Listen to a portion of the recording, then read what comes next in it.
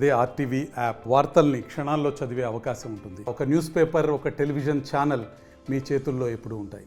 ఉదయం 7 గంటల నుంచి 7:30 ప్రాంతంలో గోదావరి పరివాహ ప్రాంతము అలాగే సింగరేణి ప్రాంతాల్లో స్వల్పంగా భూమి కంపించింది. కరీంనగర్, హుజరాబాద్, పెద్దపల్లి, రాఘవపూర్ ప్రాంతము అలాగే కరీంనగర్లో ఉన్నటువంటి పలు ప్రాంతాల్లో సైతం స్వల్పంగా భూమి కంపించింది. ప్రస్తుతం మనం కరీంనగర్ విద్యానగర్ ఆర్టీసీ వర్క్షాప్ కాలనీలో ఉన్నాము.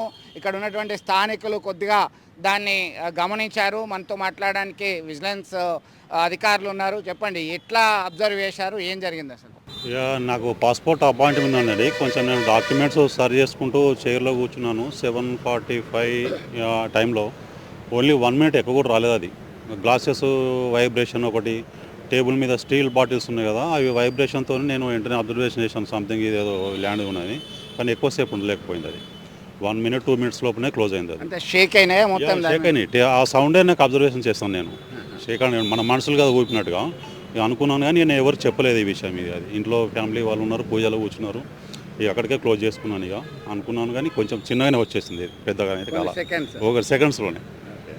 అంటే కొన్ని సెకండ్ల పాటే భూమి కంపించినట్టుగా అబ్జర్వేషన్ చేశామంటున్నారు. కొద్దిగా ఆ గ్లాస్ అదంతా కూడా వైబ్రేషన్ అబ్జర్వేషన్ చేశారు. మీరు కూడా అబ్జర్వ్ చేశా అంటున్నారు. అది డ్రెస్సింగ్ టేబుల్ దగ్గర ఉండగా మీకు ఏం జరిగింది అసలు ఎక్స్పీరియన్స్? నేను గ్రౌండ్కి వెళ్దామని రెడీ అయినాను.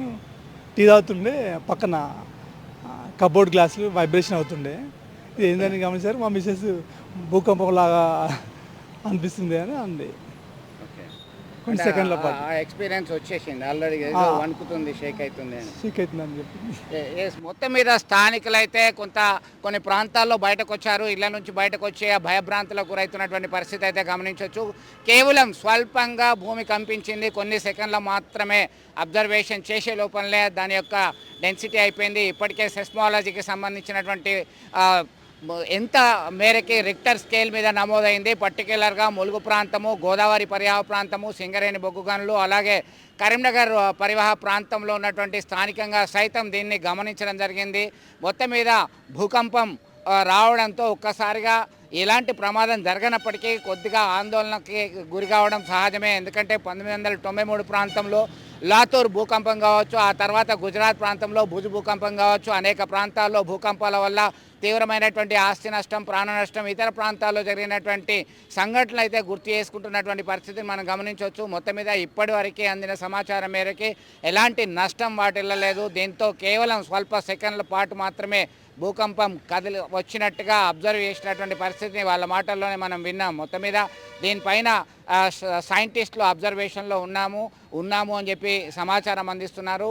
దానికి సంబంధించి అధికారికంగా వాళ్ళు ఒక ప్రకటన అయితే విడుదల చేయడానికి అవకాశాలు కనబడుతున్నాయి. విడుదల సుమంత్తో కలిసి చంద్రశేఖర్, ఆర్టీవీ, కరీంనగర్. మరిన్ని వీడియోస్ కోసం ఛానల్ ని సబ్స్క్రైబ్ చేయండి. లేటెస్ట్ అప్డేట్స్ కోసం వాట్సాప్ ఛానల్ ని ఫాలో అవ్వండి. ఆ లింక్ డిస్క్రిప్షన్ లో ఉంది.